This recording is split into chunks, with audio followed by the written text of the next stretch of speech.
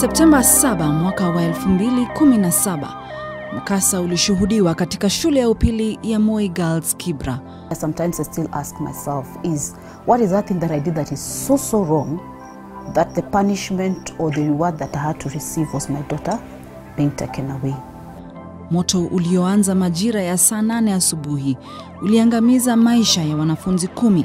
Kisa cha kuatua moyo.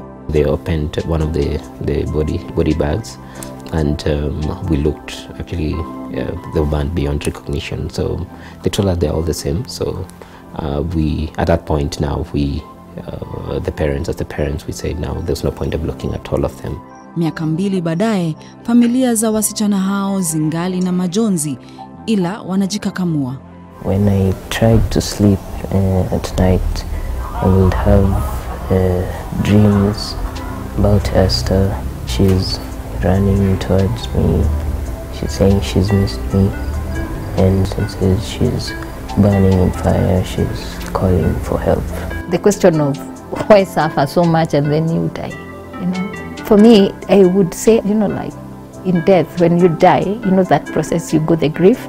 I can say me, I was kind of prepared. Maua moyoni. Hivi karibuni katika runinga ya TV47.